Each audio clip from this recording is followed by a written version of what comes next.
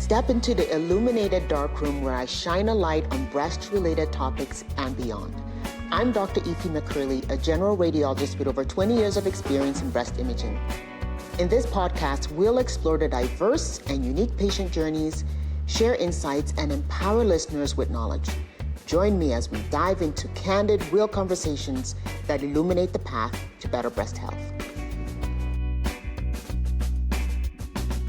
Hello, it's Dr. Efi. I'm here virtually. Well, we can actually see each other, but we're going to do this audio with my sister, Tanya, who is going to, she's the best person to talk to me and ask me questions and introduce me to the world. So how long have we known each other? Girl, timeless. Okay. Well, we're sisters, so forever, right? Okay. Right. And we're 8 kids, right? 7 girls and 1 boy, big family. We have another bonus brother. So all in all, we are 9 kids. 9 kids. Right. 9. Most people don't know this, but where were you born? I was born in Saskatoon, Saskatchewan. I'm a prairie girl. And even though I don't remember much, I was born here. We moved back to Nigeria when I was maybe 4, I think, right? And then I came back in 1991 when I was in my late teens, I will say, mid to late teens. Quite a surprise that Daddy let you go. I know, me too, because he had always said that we're not going to go anywhere until we finish school. And remember him saying that we were going to go to our husband's houses and stay there. So when Oloma then left, Oloma's the family is a family, they're family friends. I thought, you know what, I'm going to apply. And it was just more for me. And I was quite surprised when he said that I could go. So I was like, okay. And of course, the condition was, like most Nigerian parents, if I go, I had to study medicine, right? So that's what I did. I mean, and this was really my first time of leaving, because you and Nkechi got to go to boarding school. You guys got to experience the world a bit. Not me. So it was a bit of a shock. And I remember changing my mind actually the day before I was supposed to leave. And he's like, you're going. So I went, and here I am. So what was it like coming to live here by yourself without family or friends? Well, I had friends, adult friends, I should say, because I lived with people that mommy and daddy knew before. But I mean, it was a culture shock. I think a lot of people, when they even hear Africans, and I'm just going to speak to Nigerians with an accent, people think, oh, you don't understand English. I understood English perfectly. It was the Queen's English that we grew up in, but the accent was difficult for me. And I think, a lot of Canadians think they don't have an accent. We do have accents. So it's kind of hard to understand people, especially when they were speaking quickly. And I'm sure it was probably hard for people to understand me as well. So it was a bit of a culture shock, things that I'd never done before, like going to an ATM to get money. Like, wow, like you go to this machine, you put a card in and it gives you money. Crazy. Walking on the sidewalk, you don't really think about this, but trying to stay on the sidewalk and not slide off during the winter, that was a challenge.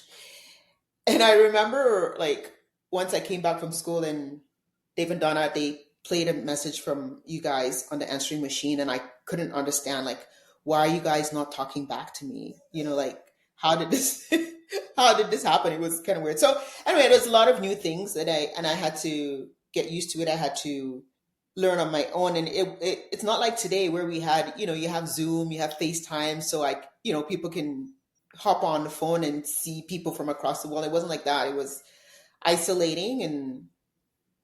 But when challenges come your way, you rise up, and that's what happened. Yeah. And you want to make it clear that the money you were getting from the ATM machine was yours, not just putting the card in the machine and it's spewing out money. It's spewing.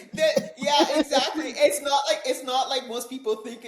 When you come to America, it's a money tree. No, it was hard earned money. Right, so yeah, it's your money, but it's just the idea of not having to go to the bank and do Right. it, like Mm-hmm. that Mm-hmm. whole concept was even opening an account. Like I'd never had an account. There were just so many new things for me. Yeah. And what about school? So school was, I left from grade 12 right away, right? I did, maybe some people know this, but going to school in primary school, secondary school, which is high school, we had to wear uniforms, we had to wear brown sandals, white socks, no makeup, everything. Everything was regimented. So I went from that to university here, and you could wear whatever you wanted. Respect in Nigeria is it's a big deal, right? So even in class, when you answer a question, you have to put your hand up, you have to stand up. So even in university, my classes, I would do that. I'd put my hand up and I would stand up to answer a question, and I could see people around me kind of going like, "What's wrong with you? What's wrong with you?" You know? And the professor would say, you can sit down, and I'm sitting there thinking, well, what's wrong with these people here? Why don't they put their hands up and stand up? It's kind of weird. And then, I would see people eating in class. Like, back home, you don't do that. Like, that's a no-no, right? And also, I think I remember in Saskatoon, we go down this hall and people be sitting there making out, right? And I'm like, sacrilege, like this is crazy. So I remember I just kind of like walk and try not to look at anything because daddy said you have to be good. So that's what I did. It was all a whole new world, you Right. know? A Yeah. whole new A whole world. new world, making Yeah. my own schedule, living my own life. Yeah, a whole Right. new world. Yeah. So you went to U of S, which is University of Saskatchewan. In case people don't know, hey, go Huskies. Go Huskies. Mm-hmm. Yep. Yep. I went there and I did my undergrad there. I majored in anatomy and physiology. And then after that, of course, I applied to medicine. But because I hadn't lived here, I had to be living in Canada for 3 years before I applied to medicine, even though I was, a citizen of Canada. That was the stipulation. So Mm-hmm. that's what I did. Right. So what would you have done if you didn't study medicine? Hmm. Good question, but I honestly did not think of anything. Back in the day, right? It's what daddy said was what was going to happen. So I didn't even bother to think of anything. He said, "You're going to be a doctor," and that's what it was.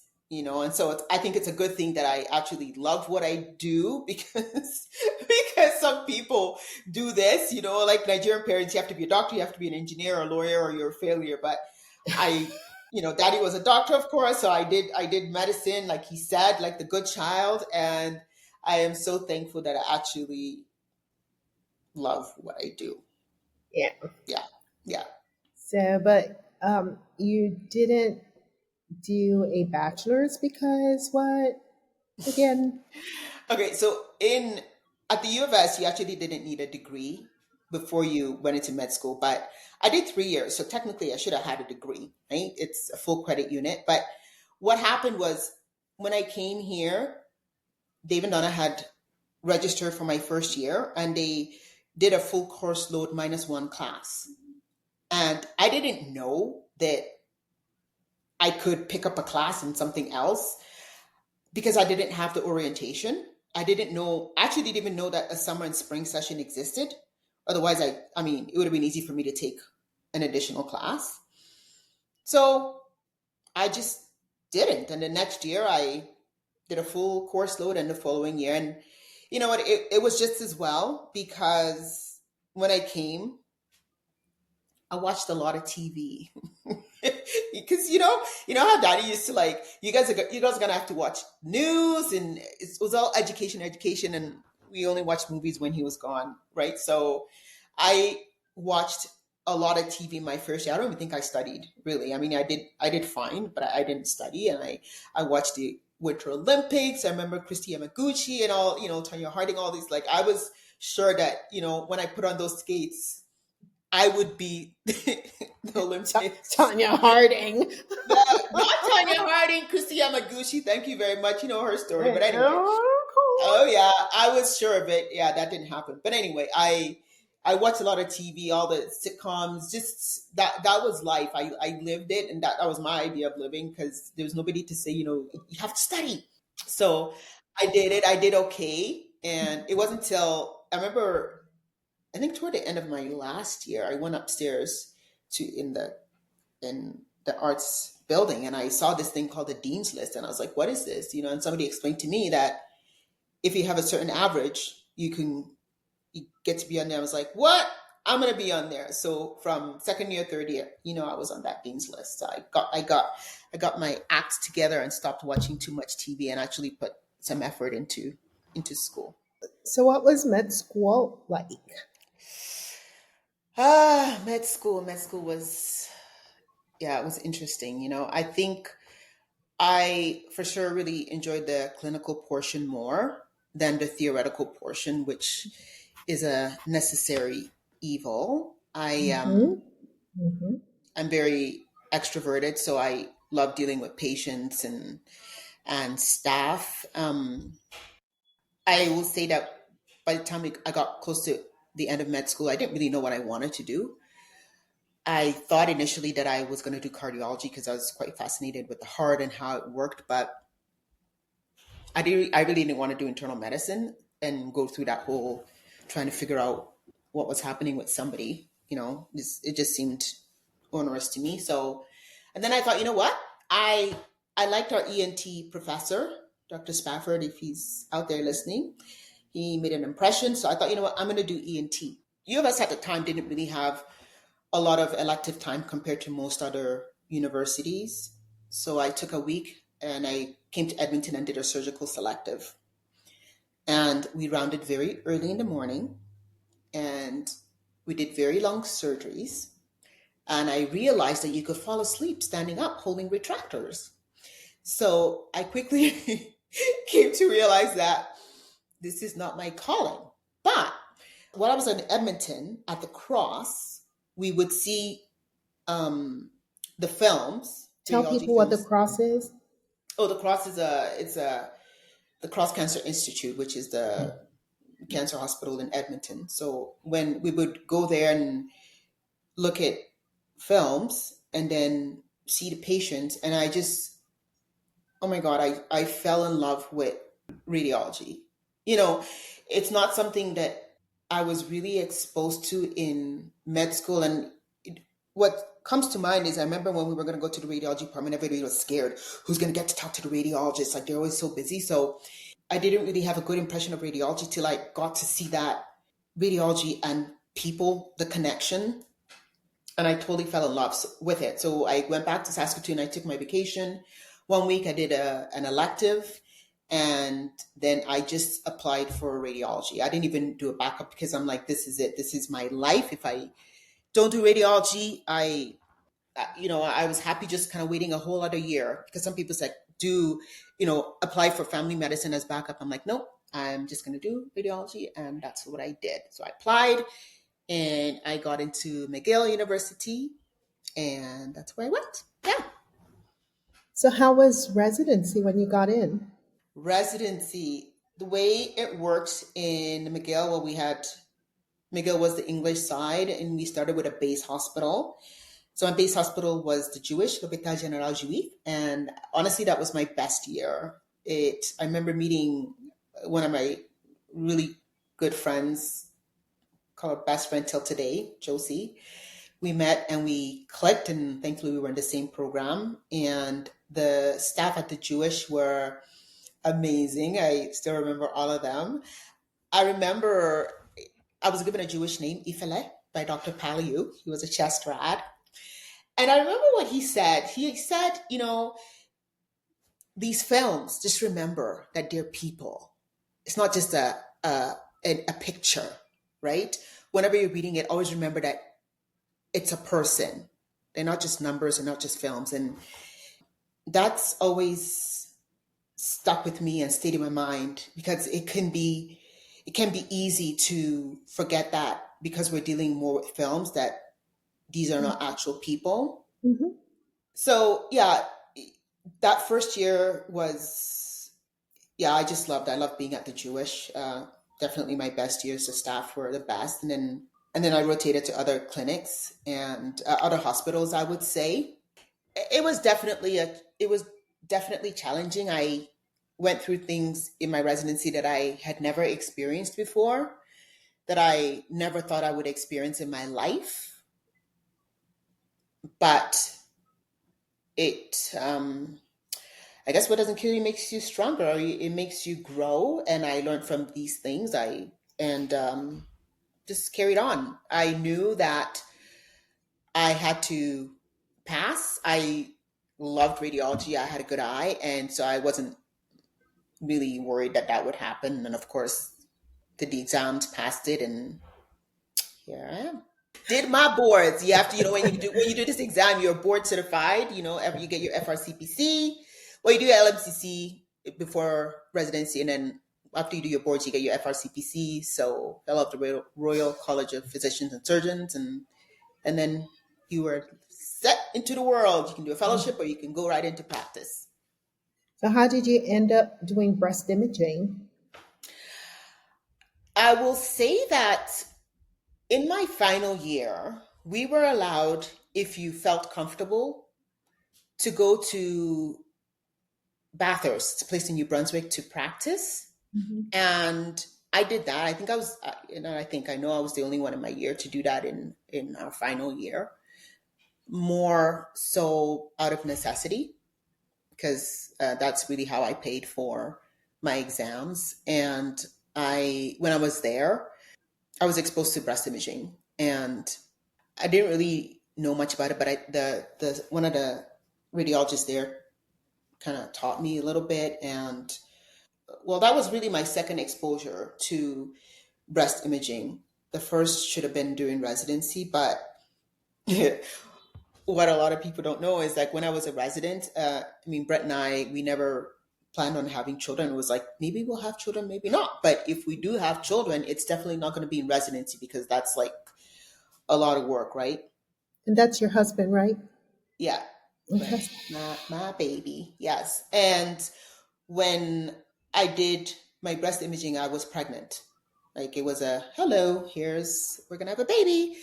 And it was like a parasite took over my body. All I wanted to do was sleep. I swear. All I wanted to do was sleep. And so, when you do your breast imaging, you're working with, mammal techs, women, they're so maternal and loving, and they're like, oh yeah, sleep. So I used to go to the back and sleep. I do stuff with the staff too, but I just remember sleeping, and I slept through, and I didn't really care really because I was never going to do it as a career, so that was med school, and I think we only had one rotation, so somehow I managed to get through. And then I went, when I got to Bathurst, I was like, oh, so this is a thing. So I learned a little bit more. And then after we left Bathurst, because we had Lainey, who's my first daughter, and I applied to different places. And the first place I applied to, they were opening up a women's imaging center, and they needed female Right. rad to, that was really the condition of my hiring. Like I had to work at this place, and so I ended up taking additional courses, brushing up on being the best mammographer I could be. And I worked with two of my mentors who are Cindy and Joanne. Love them till today. They really shaped and still shape how I practice breast imaging today. So that's how I got into it. And the more I did it, I just I just fell in love with it. And I think it was perfect for me because being an extroverted person, I know a lot of people were surprised that I went into radiology, but I think I did that because, in retrospect, I'm an empath, and I knew that if I did family medicine, I would take people's problems or concerns home with me and not really know how to separate it. I mean, till today, I still remember the patients that I had in residency that died, right? So I think it was the absolute best for me. And yeah, that's kind of how I got into it. And, and I love it. Well, I was going to ask. what do you love most and what do you hate most about breast imaging? What I love most about it is, what don't I love about it? It's just, I could go on and on. It's amazing. It's a specialty that you have to do with heart. You have to you have to be good with people to be good at it, to be great at it. You know, Mhm. anybody can say they're doing breast imaging, but there has to be a connection, you know, and I think especially as a woman too, like you're dealing with breasts, we have breasts. It's not just a functional part of us, it's an intimate part of us. And it's a vulnerable, when you have issues with your breast, it's such a vulnerable place to be. And having that connection with people, the connection with the staff, because you're working with people that just give of themselves. It's not just a press the button, take a picture. And it's not to say that that's what happens in other parts of radiology, but particularly in breast imaging, the staff that you work with, they're very invested. The patients, the patients are amazing. I just loved that patient connection, and I love that I'm able to use what makes me me to connect with patients and be there for them, especially if you're breaking bad news to patients, which I would say is, it's not that I hate that, but that's what I would describe as the most challenging part of breast imaging. You know, I've heard people describe breast imaging as easy. And if you ever describe breast imaging as easy, you're not doing it right. You know, there's something missing. And you should find out what that is. You know, it's not like, I always say, you know, if you cut your body in half, let's say your brain, the right side is the same as the left. Every breast we get is different. Every, you know, the distribution of the tissue in the breast is different. So it's a challenge. It's a challenge. It's a problem solving kind of specialty. So I love, I love everything about that. Love it. How do you decompress? How do I decompress? Yeah, like, from work and, what do you do to relax? First of all, well, family. I think the best part of my day is going home. Just having family is everything, and Brent's created an absolute amazing family atmosphere for us. So that is definitely a way I decompress, just being with family. And fitness, working out. I did my personal fitness certification. I had that.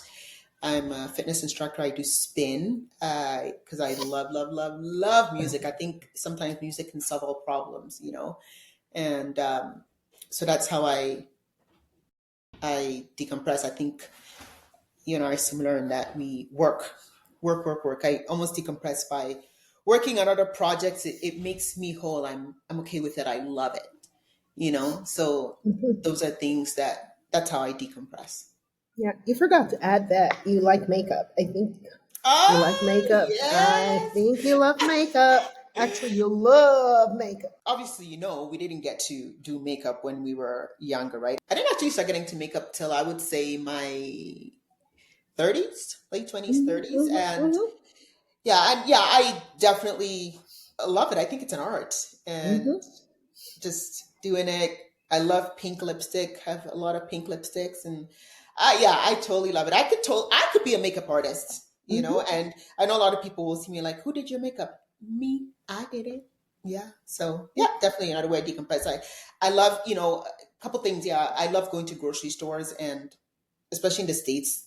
I mean, you guys have like way better grocery stores than we do here.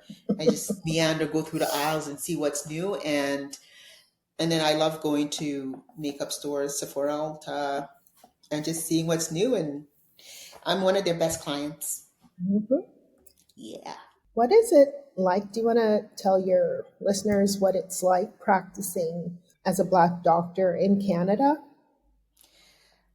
Black doctor, I'm going to narrow it down even more and say a black female physician, because that's who I am. You know, I can't speak for the guys. The first thing that comes to my mind is that it's physically exhausting. And it's sad to say that, but it's something that a lot of people won't understand.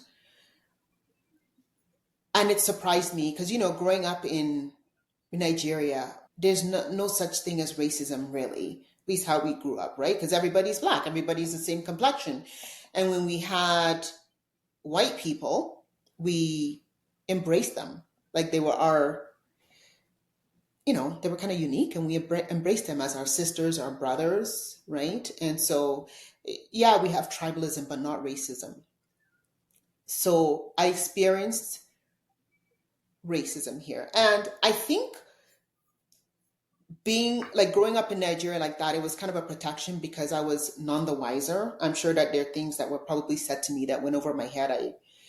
It didn't really register because I remember in med school, one of the professors talking about my hair, which by the way, I probably could have done better. It was Saskatchewan. There weren't too many salons that I could have gone to be honest. But I mean, a lot of people would think of that now as racism, but it, it didn't, I didn't think of it that way. There are a lot of questions that I was asked that I think was out of ignorance, but just coming back to what you asked, being a female physician, I've just found it to be physically and emotionally exhausting. And I wish that somebody had told me that hey, this is what you will face. Just know this, know that, you know, it's kind of hard to say this, but you are going to be the scapegoat for a lot of things, right? And if somebody had told me that, would it have gone in one ear and out the other? Maybe, but it would have just maybe prepared me a bit more. Um, I've gone through things in my career that sadly make me know that even though one may think that you're on equal footing with your peers, you're not really, because there's an unconscious bias. And medicine, people look at us and like, oh, this is a profession, it's professionals. It can be quite toxic. And especially if you're somebody that stands out and you're good, as a most, if you're a black person and you got into medicine, it's you're there for a reason. It's you've worked for it. Not to say other people didn't work for it, but there are not too many of us, so you've worked your butt off for it, and you're good at what you do. But just know that that's going to make you a target, and you have a lane, and you stay in that lane, and you do your best. So it's sad, but it's been difficult, and it's a continual battle. And I really hope that one day that will change. And I pray that one day that will change, because I don't wish for people to go through what I've gone through in my career. It's Yeah, it's been hard. Mhm. It's been hard. Yeah. Did you want to add something? Or I think I just wanted to add that for people that are like me going to medicine, the advice I can give them is to find a good support system. To First of all, you're going into it because you love it. I know we go into this sometimes because our parents said so. I want to tell people to go into it because you really love it. You have a purpose and a reason in doing so, and have a support system, something that grounds you, something that you can always fall back on. And for me, it's family, right? Like, no matter what happens, no matter what goes on in the day, my family will be here, rain or shine, and they are my support system. What bugged me a lot, the way we grew up. I've heard of that stereotype of the angry black woman, and I must admit that even though I've heard it, I've never really thought about it.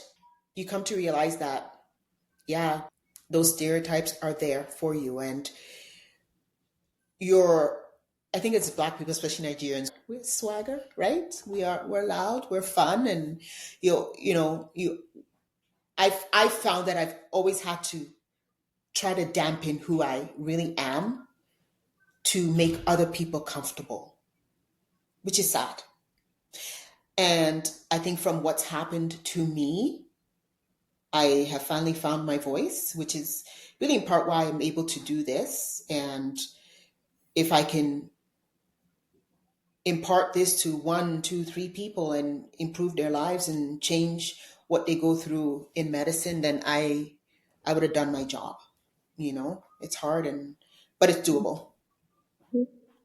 It's doable. So we're both in the medical field. Do you want to tell me your thoughts and your listeners, if any, on systemic racism and racism in general, like experiencing racism? I think that sometimes the way the system is set up, sometimes the way the system is set up can be difficult for minorities. I will say that in Canada we have free healthcare, right? And you have to know though to ask the right questions. And when you have people that are new to the country, generally immigrants, if you don't speak that language, it's hard. You know, I can speak as an example to the recent guidelines for breast cancer screening in Canada. For the 40 to 49 age group, it's supposed to be a shared decision making with your family doctor. There is no, or I shouldn't say no, because never say never, but most immigrants, be you black, Asian, whatever, most immigrants are not going to feel comfortable speaking with their family doctor or having that conversation as to what to do or what not to do. So the family doctor decides, right? And we know even from US research that even though the incidence of breast cancer in black people is a bit lower than white people, the mortality is at least 40% higher. And even in the guidelines, it did say that.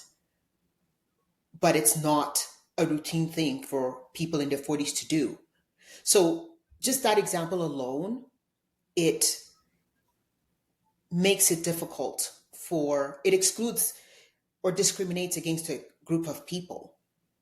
And it's unfortunate. So there are definitely things in medicine that make it difficult. I know I can say that I've not experienced racism from my patients, and quite frankly, if that happened, like I said, it'd probably go over my head. I've had a wonderful time with my patients. I do know that my patients that are minorities and not just black, they really love seeing somebody that looks like them that can relate, and it's an unspoken thing.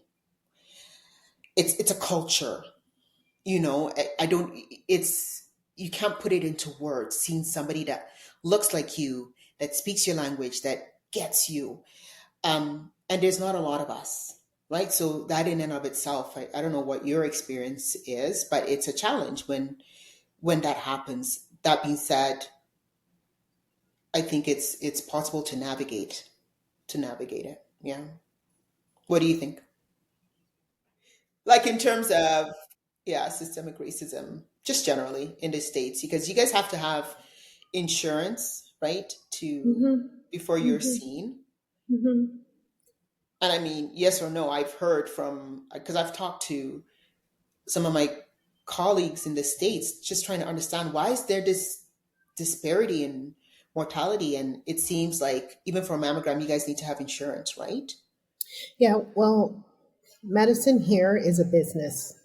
It's a business here too, in a Yeah, lot of ways. it's a business. So you have you have the HMOs, the PPOs, and this is something I really don't want to get into because I am so passionate about this, and it just annoys me that this is going to be a whole nother topic. So Okay, we'll talk I'm, about it. I, yeah, We'll have another like podcast on it. We'll bring EJ on because right. EJ is our other sister who is in medicine. She's a nurse practitioner at Stanford, so we'll bring her on and we can have a whole other discussion about practicing medicine. Yeah.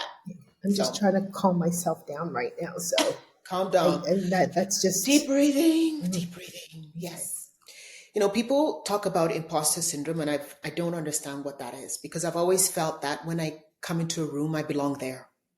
I've never had to think of the color of my skin in any situation. I've always believed that regardless of the color of my skin, I can achieve whatever I want to.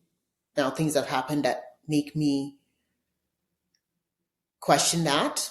Um, and that makes me sad, especially for my kids, to know that maybe one day people are going to judge them not by merit, but because of the color of their skin.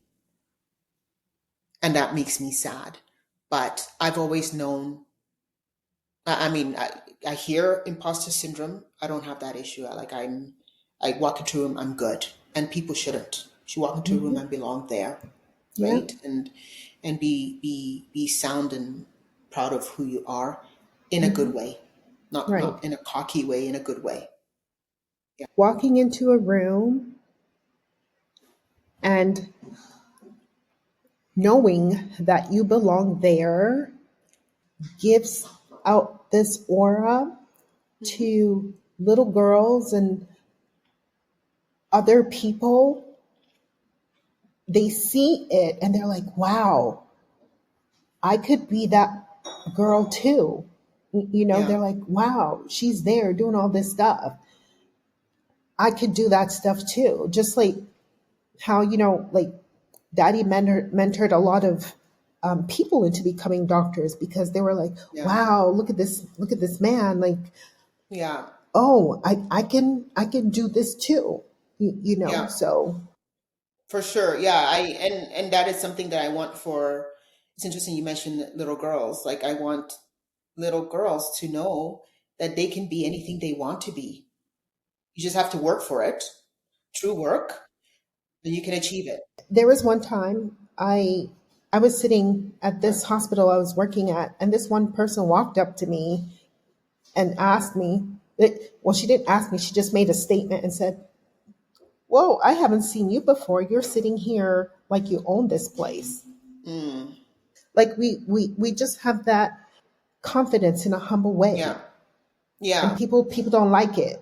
Yeah. Yeah, literally, I was just gonna say that. Like, this confidence has been used against me, which is sad, Hmm. you know, Yeah. because people. I remember asking somebody, "You guys say I'm intimidating, like I'm currently intimidating, intimidating. What does that mean?" And Hmm. I was told, "Oh, it's not a negative thing. It's a positive thing. It's just that you're confident, you carry yourself well, you speak well, you dress well, you look good, and it's something that a lot of women would like and aspire to, but they don't have it. And so that's what we mean by intimidating. It's not a bad thing." And I said, Then use the "But right it is word it then. you know, yeah, it is it connotes something negative, you know, and I've had somebody say to me, so Dr. Curley, it's because you're confident." In like I was just like, whoa, yeah, I am. And it's okay. And I want that for everybody. Like just everybody. Be confident, own whatever you put out there, but be humble. If you make a mistake, if I make a mistake, I'll be the first to apologize.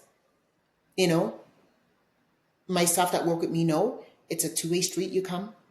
If I've done something, you come say something, because if you're there like worrying about it and I don't know, it's not affecting me, it's affecting you, right? So, and inevitably, like we're human, I'm gonna say something that's it's not good, and to me, that's how good relationships are built. It's Right. when you can have a conflict and resolve it and move on, right? Right. So, Hmm. so I think confidence is good, but humility and having what's the word, not being egotistical is important. Hmm. Yeah. What is what have you seen in your practice that's changed in the last few years? Well, my practice has, in the last 3 years, I would say from 2021 on till now, it's changed significantly. I worked at one place for about 18 years, and then I changed. I had to locum for 3 years because I was not in a place to settle down, and it was hard. Definitely, it was life changing, and at the same time, it gave me an opportunity to see how other people practiced. It also gave me an opportunity to realize my worth and what I was capable of, because I was not able to do or see that for the longest time. And it taught me a lot about the human spirit. It gave me strength. What doesn't kill you makes you stronger. And I know we hear that, it's cliche, but it's true. My mental health struggle through what happened in the last 3 years, but I I learned so much about myself, and now I'm in a practice where I work at the Calgary Women's Imaging Center, and it's a smaller practice, but I love that I can. One thing I like to give is personal attention to my patients. Like I said, I'm an empath, and um, being being in this setting, it allows me to do that, to give up myself, to give people personalized, my patients personalized attention. So it's been a change. It's been a journey to get here, but I'm here, and I'm stronger than I was before. Let's just put it Mhm. that way. And I'm Yeah. happy. And my intention is to fight for people that look like me, that no doubt have gone through things that I've gone through, and to empower them, you know, Mhm. Mhm. to keep going, because it is possible. Mhm. Yeah, And even people that don't look like you, that for are sure. are kind of not educated in the way of healthcare. Hmm. I see you reach out and help these people, and they're Yeah, for always sure. so appreciative that you reach out to help them. But I want to say something funny about the empath thing. So that is why I am not in labor and delivery. That is not my department, because during my clinical rotation, every single time a baby was born, I cried. I cried Eh, too when I watched my eh. first delivery too. I cried, and I'm like, oh my goodness, No, Yeah. this was every single delivery, right? And Mhm. then the dad cried. I would even cry more. And then everybody would turn around and look at me, and they're What's like, going on? no, they would say, like, what family member is that again? So I was We're like, soul sisters. I know. exactly. And I mean, yeah. I'm like, I'm I the am same way. Like, not I doing cry a that. lot, right? Hmm. Yeah, I Hmm. cry a lot. And, honestly, I've come I've come to learn in the last 3 years, crying is just a release. It It's a is. release. It's good to And cry. it's good to cry. I make no apologies for it. It makes me Mhm. who I am. It Mhm. makes me like, I'm in touch with my patients. I'm in touch with me. Mhm. Um, It makes you and human. yes, yeah, Mhm. I've learned that I have that. I have that unique thing that Mhm. makes me connect with my patients in a unique Mhm. way. And I make no apologies for crying. Yeah, I used to be like, oh my God, here I go again. And it is what it is. Yeah. Okay. You just know All when right. to keep it in check. That's right.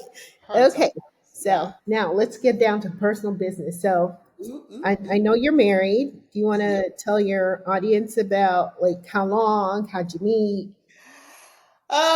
Okay, I'm married to Brent. He's my favorite person, my bestie. Yep. And this year we're married for 28 years, if you can believe it. Married. Ah. And known each other before that, obviously. We met, funny enough, at a skating rink. All the Winter Olympics that I've been watching. Yeah. So I always tell people that I saw him do a triple lux, and I was, I was sold, but that's not the truth, actually. You know what? The truth is, Brent is the first guy that I ever set my eyes on, that I just was like, there's something about him. And I don't know, like, I don't know what it was, but it was just that love at first sight, which sounds crazy, but same thing with him. And never knew him. He'd never known me, but we started dating that day. And 4 weeks later, he said he loved me. So I was like, you know what? Time to end this whole situation, because I am not getting married. Like, how did we get to love? So I just, I broke it up after 4 weeks. Yeah. And you know what? 3 years later, I was like, oh my God, he's the one. I, I don't want to say I dated anybody else, but there was this one guy, but we just held hands and that was it. So I knew, I was like, oh my gosh, it's Brent. So I went looking for him, and fortunately, my girlfriends helped me find him, and he came over. He was like kind of saying, oh, he doesn't feel that way about me. I'm like, yeah, you do. So and I was like, we're gonna spend the rest of our life together. And yes, we did. 8 months after that, we got engaged, and 28 years later, we've got two beautiful, beautiful Mhm. ladies, Yeah. Lainey and KK, that are 22 and 19, and wouldn't change it for the world. Wouldn't change Yeah. it for the world. It's the best part of life. Yeah. So that's where it's at. What is it like with the reverse dynamics in your home? Oh yeah. So um I remember when we had Lainey, obviously I was in residency, like I mentioned, and it was never planned. Sleeping But over. yeah, but in Canada, we get a year off, or yeah, something like that anyway. You get to do your maternal leave, but I knew that I wanted to be done. And so I wasn't going to take time off. I think I took like, am I taking 2 or 3 months of vacation? I think, if that.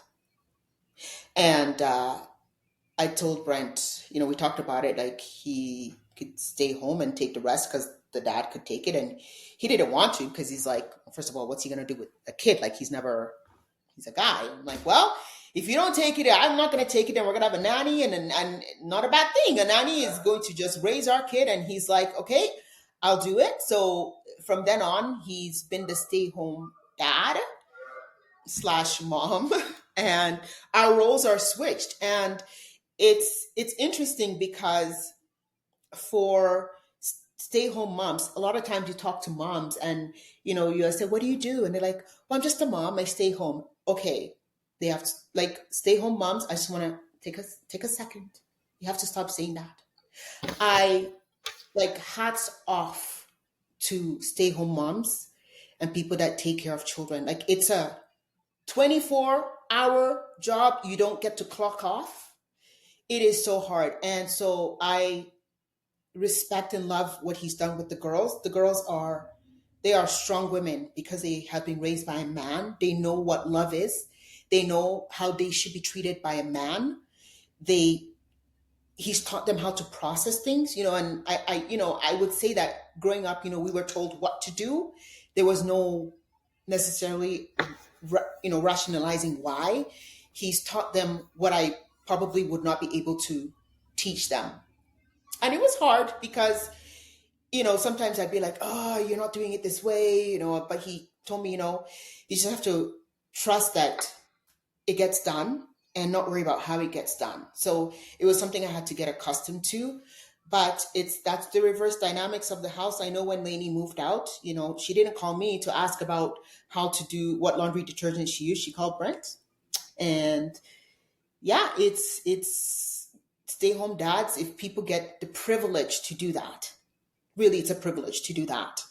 And they should really embrace it. And for, like I said, for all the women that are stay home moms, like, it's Hats off. it is hats off, really. Yeah, Mhm.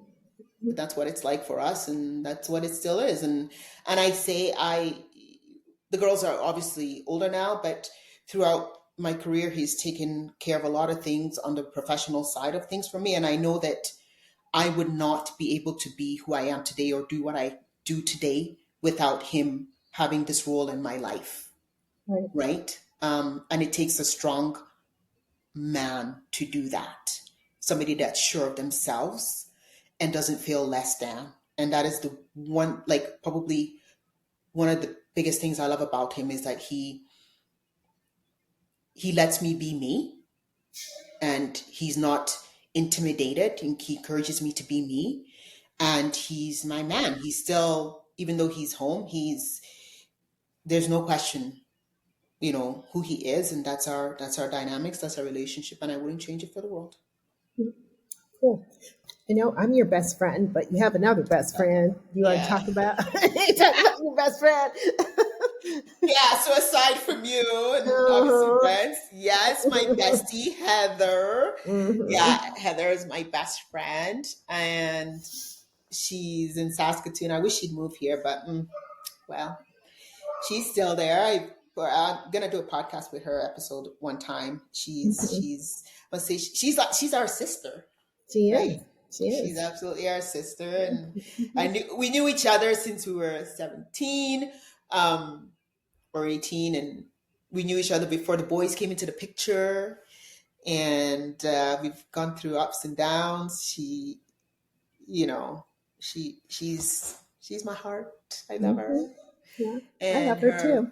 yeah, her parents are both her parents are deaf, so because of that, I learned how to sign, and um, yeah, we've gone through the trenches together, and it's kind of nice to now look back and be with people that have known you before you had anything, Mhm. and they're the ones that realize that make you realize that know that you haven't changed, Mhm. right? Not to say Right. that people don't change over the years, but these are people you can get down and dirty with and be yourself with. Mhm. So Mhm. yeah, and she's married with two girls, and yeah, love her.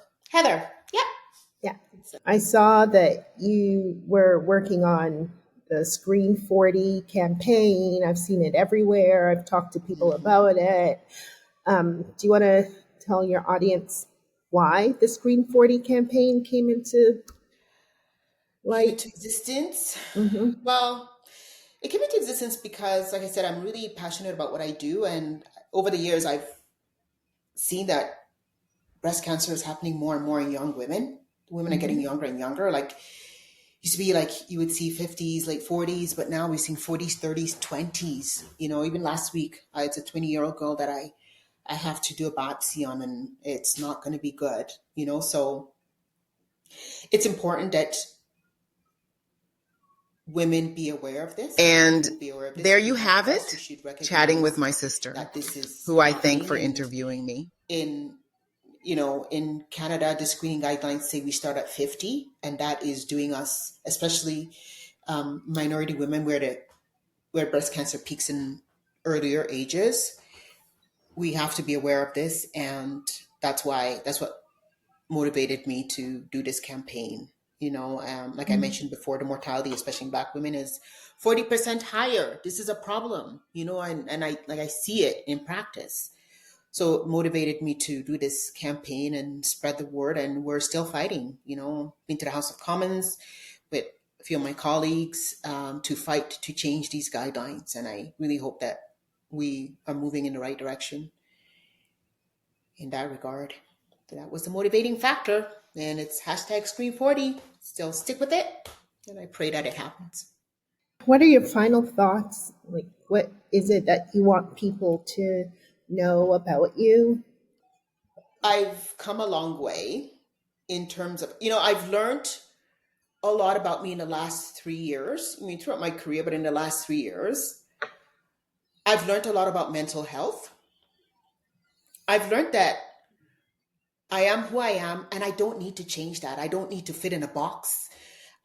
Even though I'm whatever age, this age, I'm young at heart, and I've learned that I cannot allow anybody to dim my light. There's stereotypes about Black women.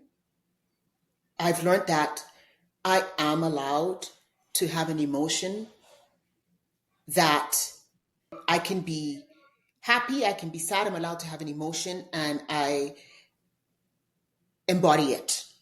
I'm a confident person, and it's okay. I don't need to make any apologies for it. I am good at what I do, and believe it or not, in all these years, prior to these 3 years, I never would have been able to say that. But I've learned that about myself, and I am good at what I do because I just love what I do. I can't put it into words. I remember talking to somebody, and she said, with all everything you've gone through, sometimes you start to like lose your joy at work. And I stopped her and I said, that will never happen, because my work is my joy. My patients are my joy. And I love what I do, and my patients deserve the best and will always get the best from me.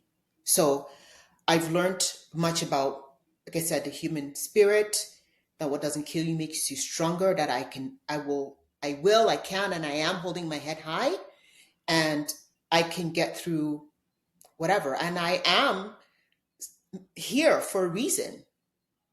I'm here as a voice for others. And when I say others, I don't just mean Black women, other women that are in positions of authority that have gone through heck, that it is possible to go through that and come on the other side and be okay. I have learned and I know that I will be okay. I am okay. Hey, awesome. Yay. So this was a So, great podcast. I want everybody to know Dr. Efi is my sister. Yeah, I love her. I'm proud of her. She's great at what she does, no matter what people say or think. So, yeah, it's been good. You know, I've worked with a mhm, bunch of amazing. I've met a lot of amazing women that are breast imagers and breast experts, and I've mhm, learned so much mhm. from them. And yeah, I'm glad we were able to do this. Yay. Thanks for listening. Be sure to follow us on social media, Instagram, TikTok, YouTube at Dr. Efi Women's Health. You can also go on my website, drefwomen'shealth.com, to learn more.